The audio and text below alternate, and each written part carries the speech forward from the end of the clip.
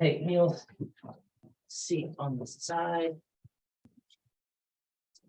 Open up some minutes.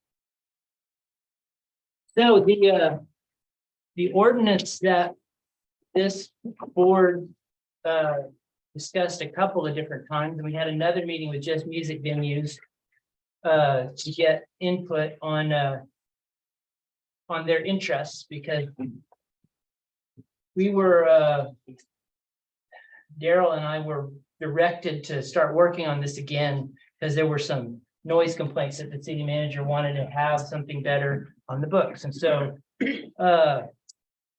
so after taking the input from the venues, from the board, from the folks who came to speak to the board and ask questions, the council had both readings on the ordinance, and it's now been passed.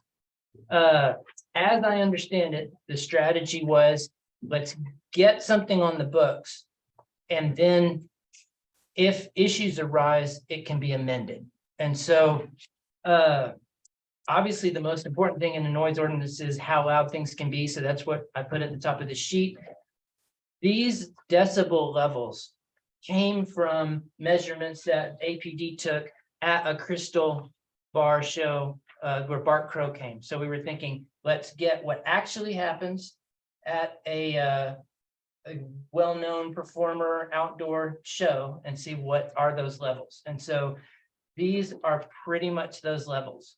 One thing they also found was that the DJ after the live performer was a lot louder than the live music. And so we went ahead and set it at that live music level. We figure if people can enjoy that, that's a good benchmark. And so we have there are hours that are set for each of these levels. There's daytime hours where everything can be a little louder. The difference between commercial and residential hours is nighttime starts in the residential areas at 10 and in commercial areas at 11. And you see the allowable noise level steps down at each of those categories. In order to facilitate, allow, and encourage live music events, there's a permitting process that helps boost it up to that Bart Crow level for longer. And so that would allow until 2 a.m. Friday and Saturday, or until midnight on a weeknight. Now, this does apply to live music only. It was determined that recorded music would stay within those regular limits. And that's something that we'll have to see over time, where the tensions come in, if any. The way the permits are going to work, the building office, since they're permitting things all the time, it was decided that was easiest for the paperwork and money handling. So that's where those permits are going to be available. So as an example, let's say Viva Big Bend is having a show outside of an existing venue. Let's say you want to do a stage at a stage on Fifth Street or something. You want to do something big outside of a venue. That single use permit would be $50. Venues that qualify as official alpine music venues, they can apply for one permit that would extend through the whole year, be a blanket for any event they want to have throughout the year. Every business currently meeting the requirements are grandfathered in. So their first annual permit is nothing.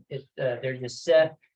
If a new business comes in, meets the criteria and applies, it's $250 for that first annual permit. And then for everybody, there's a renewal annually at $100 to get your permit throughout the year. When do we need to put in the application for the permit? I will let you know when the application exists. Okay. The next step is today I took notes on what needs to go on the forms, and then I'm working with Jess at the building office to actually make the form. So I'll let you guys know when the form exists. But let's see, and in terms of being an official Alpine music venue, you don't even have to apply. Okay. You already are, and as we figure out the branding pieces, we'll let you know, and then venues can use that certification as desired for promotion, and we'll come up with on our live music section of the website and promote those businesses there as well. So the criteria of an official Alpine music venue is it must, one, have a physical location. Say somebody's in a concert promoter, but they're moving around, that doesn't qualify as a venue. They host regular live music. If somebody applies, they must have hosted at least 3 live music events open to the general public in the previous 6-month period. They need to promote those events. There's a lot of latitude there, but they need to be proactively getting the word out. And lastly, they need to pay the artists. That open mics and open stage things are great and do encourage the music community, but in general, we want to see regular paid performers. And then one thing that's a little bit confusing in the ordinance is that the certification to be certified as an official Alpine music venue, there's no fee for that, but the permit has the fee. So it's possible for, let's say for El Gringo, if you determine that at 200 feet away, you're never in your normal operation of business going to need that extra volume, you don't have to pay the annual permit fee. The certification as a music venue is free. Okay, It really would be if you had an outdoor stage and you felt like you needed that additional boost, then you would need to avoid violation, or you'd need to keep watching that time and keep turning down. Now in violations is the last thing, and this is what really started the music advisory piece of for this noise ordinance, is that if there's a violation at a venue, it's the business owner that gets the citation, not the DJ, not the band, because that was a problem that had happened once. And the fines are set like globally, like generally in the ordinance structure. The ordinance says, go look at section 111 to see what the fine is. So I had to look that up, and it says it's a health and safety violation. So there's 2 different fines in that basic ordinance, and one's 500 for general things, and then the health and safety is, well, it's not to exceed 500, and the health and safety is not to exceed 2,000. And so that's everything in the ordinance that would affect musicians, venues, musical events.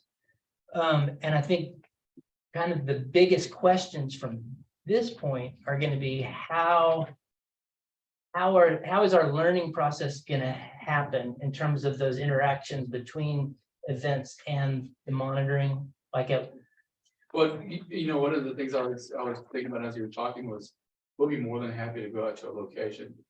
You say Monica asked for us, hey, can you just give us a measurement, some see where tests. we're at, yeah, and we can definitely do that. So, yeah, I think that would be super helpful. Yeah.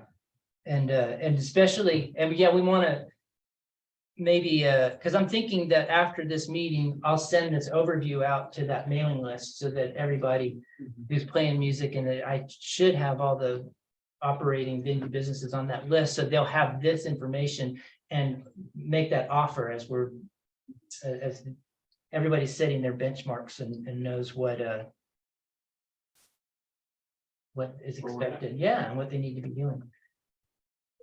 So, does anybody have any questions or comments or anything about? so when you're measuring these sound levels, are you getting a baseline without the music, like with normal traffic noise and Right. wind noise and all that, and then you're adding to that? You bet. Because the baseline should already have You bet. some So level like, built in. yeah, so for instance, we had complaints of the candy store, gunslingers. And so we're having complaints about their music. And so we basically would sit out in front of the railroad park And just to, because that was the direction of the speaker, and that's where the complaint was coming from. And so, yeah, so you'll get a lot of the noise from the vehicles driving by, a lot from the train. And so, yeah, it'll have to take in consideration all that Okay, information. so it'll be these amounts plus whatever noise is actually like naturally occurring. Right, Okay. yeah, and so like one of the ladies that complains a lot, she sleeps with her windows open in the summer. And so, I mean, I understood, but we need to consider everything else that goes along. So, yeah, I understand. Yeah, and go ahead. For an outdoor event on Murphy Street, how do you define the property line? That's a good question. What we'll probably do is take measurements at different locations. Just like we did in the preliminary. So, Further away, not Yes, like up on yeah. next to the stage, Well, yeah. pretty far. Well, it's 200 feet from 200 the feet. property line. So like say it's public property, it's our walk stage on the street, then it's probably from the point of the source, from the source would be 200 feet, probably. Give or take. That's- Yeah, I don't know. so like if we're, say, this last concert that we had on Murphy Street, we'll probably take a different location. We'll do one at Fifth and Holland, then one at Fifth and Avenue, and then we'll basically do a little circle around just to make sure to get up. Is that one too loud? You know, It was very loud. so it would have been a potential issue and you Yes. would have. Was that the Little Joe, and Mhm. was that loud? How much louder than the? Didn't actually measure it, We didn't measure that one. Oh, I see. unfortunately. Yeah. It would have been helpful Yeah, if we thought of it. mostly my guys were busy working inside the crowd. Right, so, yeah. yeah. I sat on, I didn't want to deal with the crowd. I wanted to listen to the music, but I didn't want to deal with the crowd. So I sat, I made Belen sit in the car with me. We were listening to music Yeah. over in Holland.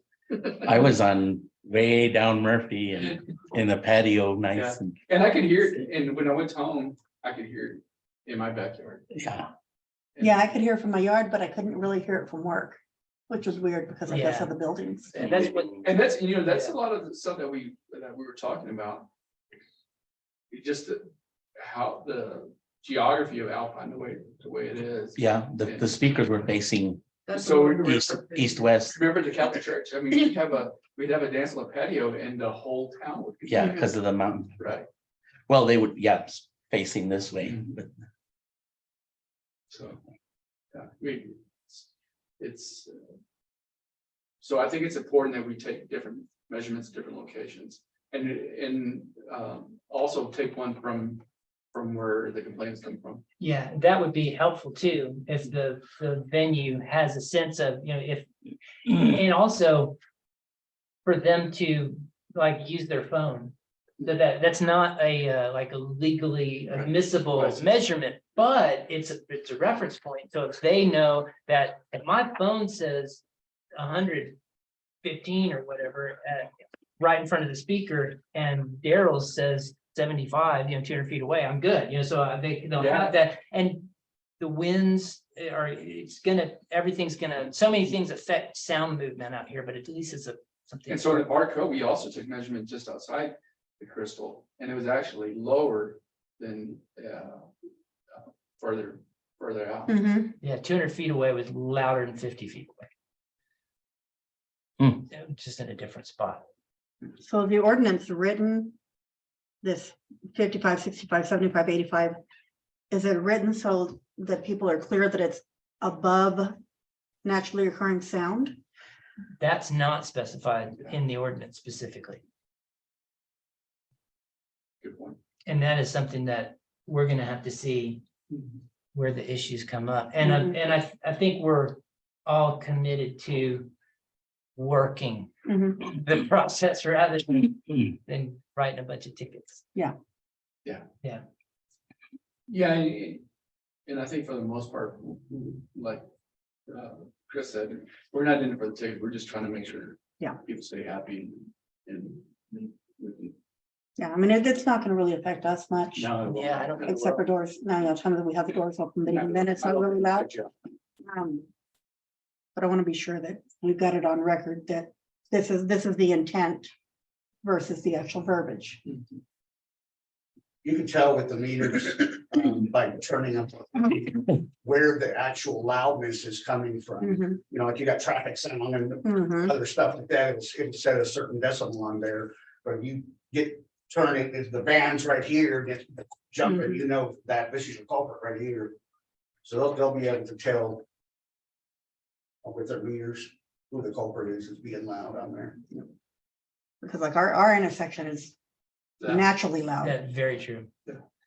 And there's a lot of, there's vehicle noise things in the ordinance as well. And that'll be interesting to see how realistic it is to be able to enforce anything. Yeah. Yeah, that's And, a you know, good question with what- vehicles that are driving by. And they're, at 100 decibels. Mhm. For what amount of time is that considered reasonable? Because if they drive by us and they're 100 decibels, I don't think that's a big deal. Right. But if they drive by somebody's house and they're 100 decibels, then you got to call the police, and by that time they're on the other side of town. Exactly. Then that's not an observable offense, Yeah. I would imagine, right? You know, and we get a lot of complaints. I think the only complaint that we get from your location is the motorcycles. And they're running for 3 to 5 minutes and then they're gone. Well, a lot of what these people are complaining about is that they don't have mufflers. And they're wrong, because they do have mufflers. That's just the way the motorcycles are made Mhm. with these mufflers. And so I had received an email in reference to it.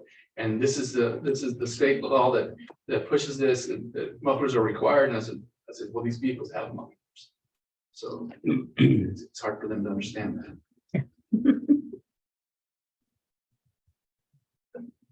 Any other questions or comments about the ordinance? That was really there's two reasons for the meeting, and one is that by new ordinance, we're now required to meet quarterly. Where we meet just as needed, a couple times a year, like twice a year was the requirement. But now we'll have a quarterly, and I think I've picked dates, but I'll let you guys know. And so the only other thing on the agenda was Gio described it as music endeavors of the city, but what it really was like we've closed all the meetings of having everybody say, well, what's going on? And I put open discussion, and Gio was like, I don't think the Open Meetings Act will like open discussion on an agenda. So I'll figure out a better way to describe that thing. But right now it's music endeavors of the city. So it's really music endeavors of everybody. So Rick, what's going on musically in your life? Is that rhetorical? or- No. Uh, I just like, that's one of the things that I like about these meetings. is well, that full when people- disclosure, my boss is to my left. My Thursday night boss is so we've got that regular, Yeah, and aside from that, it's been very, very slow Yeah. January. alarmingly, or No, pretty typical, Yeah. pretty typical, slow. And just personally, I mean, the funeral gigs are, pretty steady. yeah, Yeah. So I got a couple in the next week or so, but band wise or local venue, it's really steady, pretty slow. yeah. I mean, yeah. Well, and we lost Alpine Wine, which Lost was that. our second steadiest Mhm. hirer of music. Yeah. For the short time they were around. Yeah. I see the Granada is picking up. Yeah, Granada. That's true. Tonight, in fact, is that right? Or was it? Yeah, Yeah. Yeah, That's really good. Mateo's Good. band's gonna play. It's a great venue. Yeah. Yeah. And Yeah, January slow, every January, every February is slow. So we started closing on Wednesdays. And we'll open 7 days a week, starting March 1st again. And we're doing everything we can to hold on to our bands. We've been tossing around closing Thursdays and moving out to Tuesdays. But I think Donnie nicks that pretty quick, and I think we're gonna be fine. But yeah, I mean, every year, January slow, every year, anybody who's in the tourist business, starts to panic, but then March hits and we're all fine. gonna be fine. It's all gonna be fine. Great. Poster looks good. Thank you. Oh, great, good. Yeah, I'm just working on that, trying to get everything. I've got most of the bands confirmed for October and stuff, so it's looking pretty good. Yeah, And what about the monthly jams? Are you gonna pick they, those up? I'm gonna start those back up next month. Gotcha. Yeah. Yes, we've had some changes in the home at home and stuff, and so working around that and the holidays and everything, you know, so just, and it was a good break, so, you know, I plan on starting those back up next month. Yeah, yeah, so looking forward to it. I've missed it. Yeah, Other than that, that's it. cool. Yeah. Thanks. Mhm. What's up, Stuart? Viva Big Bend will be July 26th through the 30th. And working on it. Gonna be the year 12. Right? Classical music is going well. The community band is gonna start next week. Or at the end of the month, community chorale will also be starting up very, very soon. The children's chorus and the youth chorus are all gonna be starting up soon. We're looking to establish possibly a string program at Sul Ross to see if we can start bringing in string players to bring more classical sounds of maybe possibly a symphony or Wow. orchestra to this area. Cool. But the university is going well, and concerts are all in March, and then we'll have another concert in early May. And then, so yeah, Excellent. stuff's going well at the university. Wonderful. Yeah. How are you doing, David? Doing okay. We are going to start compiling musicians for the recording studio. What I mean is, we're looking for you to come in and fill out an application, and we got a questionnaire for you. What kind of music do you play? What instruments do you play? Who have you played with? Where have you played? You know, so on. Just for someone, if they come in and they just play guitar and they say, you know, God, I'd like to have a bass player and a drummer or something like that. We can show them, open up all the files and go, these are all the drummers we have. These are all the guitar players.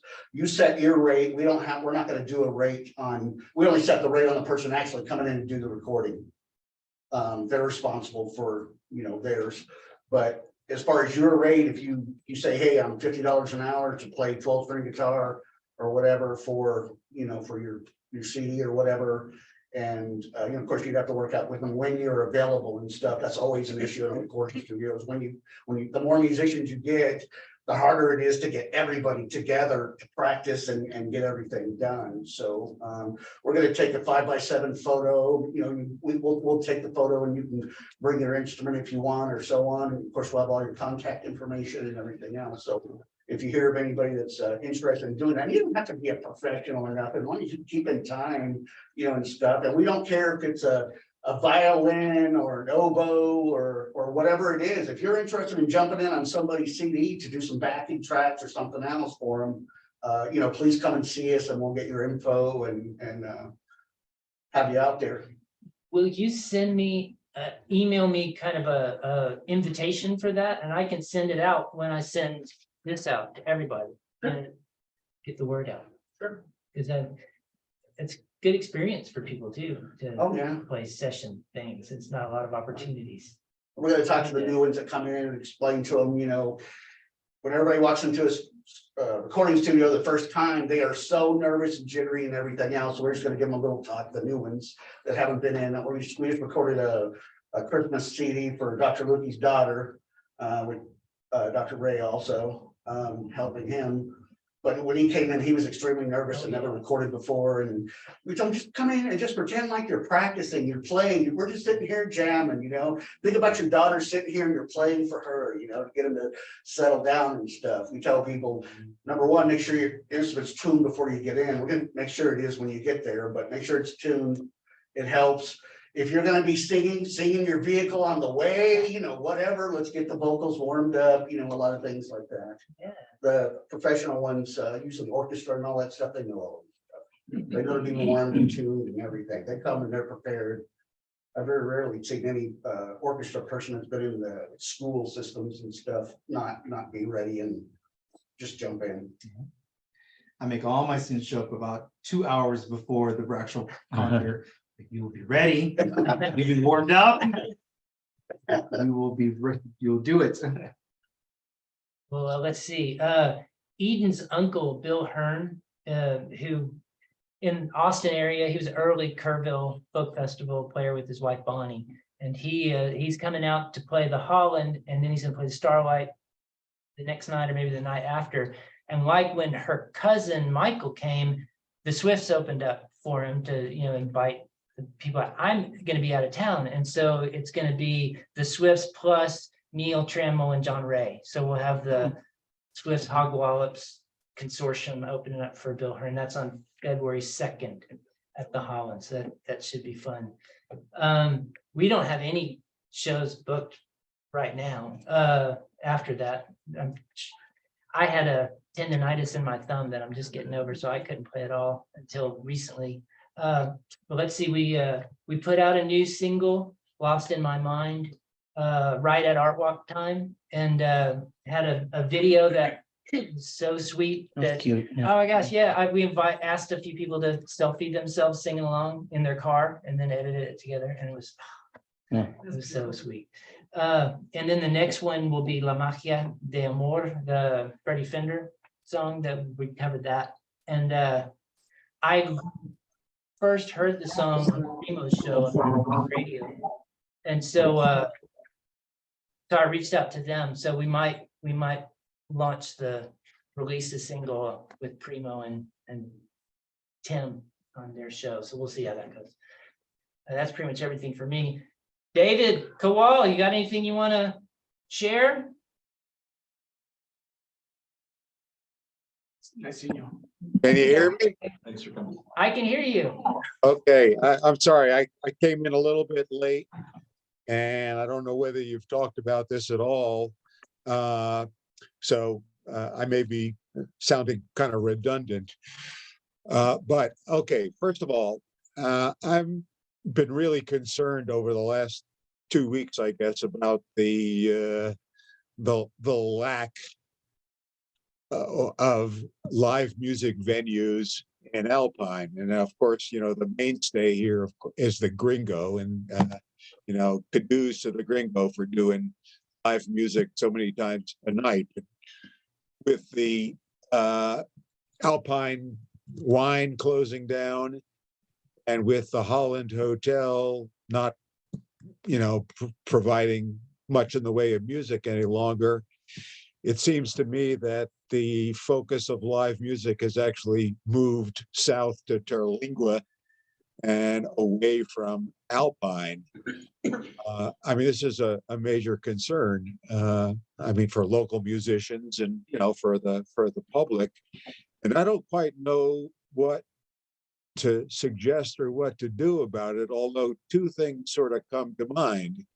There are two venues, one being the Crystal Bar and the other being Railroad Blues, which seem to me would be good venues for live music. And I just don't know how to encourage either of them to provide space to do that for local musicians. The Gringo wonderfully has 2 nights a week where they do open mic. And there are a lot of people who participate. It's wonderful. And of course you got Rick playing there and others. But why can't Railroad Blues do that? Why can't the Crystal Bar do that? And I don't know of a way to encourage them perhaps to open up their venues to local musicians, maybe a couple of nights a week, or even, where local musicians will essentially play on an open mic for free. I'm among them. But even for small gigs with a small pay and tips available. So the question is, how can we get those two particular venues on board to do more and to make up for the deficit of losing the Holland and uh, and Alpine wine. I don't know. I mean, Well, I mean, the thing, and I think this is where the Open Meetings Act agenda thing, so like the city council is not allowed to answer anything, to speak to anything that's not on the agenda, but we could brainstorm a little. My first thought is to see if a meeting could happen with for Crystal, with Amy and whoever she's having managed. And then I'm not sure even who's running the Blues right now. I mean, I met the fellow who's from El Paso, who was doing the management, but I need to see if the same young lady is doing the management. But I would suggest that trying to set up a meeting with ownership and management just to raise the question, suggest the idea, but then and then ask them what does their business have to say about that idea, because they're going to have to look at what do they think they're going to get out of it in terms of attendance and drink sales, and if a format can be suggested that they think is at least not a loser for them, they're probably likely to try it. But well, it's I just would a guess, question of getting yeah. them to the table. I would guess that if they're open in any case, now contradict me if I'm getting this wrong, but if they're open in any case and they, provide a venue for an open mic, I mean, how do you lose on that, in Well, that yeah, situation? exactly. You're not paying the band anything. If there's somebody to do the legwork for admin, because that's a cost. And so if they don't have that cost, then they're very likely to say, well, sure, if we don't have anything else going on. I mean, you still have to pay somebody to coordinate the open mic too. Right, that's true. And staff. Yeah, Mhm. there's somebody to work the stage, and then there's the sound question. Somebody needs to run sound. So that, and I remember with the Blues that back the last time I dealt with them, I think Mary Jo was probably running it, but having a band was $75 for a sound person off after that, and without even talking about the band. And so they had to be sure they were gonna have some people come in drinking, or they were gonna lose out. I mean, we have to pay somebody to coordinate it. And I've got $30,000 in sound equipment up there. Yeah. It's not as easy as, hey, let's have somebody come out and play. And having to deal with the musicians and stuff prior. That's to- what we have Donnie for. Yeah. Prior to hiring him. Mhm. Yeah, and it's time consuming. Yeah. And it's a balance. It's not as easy as, and then musicians have emotions. And so when you throw Really? 10 or 20 of them together, it's complicated. So, we've got some illness in our family, so we've had Donnie taking care of it, Yeah. but it's still, it's balancing. It's not just the needs of the business, it's making sure that everybody plays nice and that you've got the proper equipment. We're plug and play, but not everybody else is plug and play. So, Well, with that said, I really need to compliment the Gringo for being the venue that allows live music to continue in this town. Also kudos to the Gringo for providing me timely information as to who's playing where for the roundup. I'll also compliment the Crystal Bar, which has been informing me. Railroad Blues, impossible to get any information out of. So it's a mixed bag on that score. And of course, the individual musicians like Rick, for instance, will inform me. So the roundup continues with as complete a listing as I can manage, and on any given day. Well, that's definitely appreciated, David. And it was striking looking at the January one, the density of shows in South County. It was really surprising to see how many places were booking so many shows. Yeah, I mean, South County is just going wild with live music. I mean, all the restaurants down there are open. The Boathouse now with live music, DB's Rustic Barbecue, the Starlight. I mean, the music activity has seems to me to have moved south. And I've even spoken to a couple of local Alpine musicians who are now looking south for paid gigs. Because they can't find them here in Alpine. Yeah, so our goal will be to have paid gigs for Alpine musicians in South County and paid gigs for South County musicians in Alpine, as well as Alpine musicians. We'll see how it goes. Thanks, David. Sure. Well, and that's the whole agenda. So unless anybody has anything to add, we'll be adjourned. I think so, 7. Thanks so much. Thanks. So we get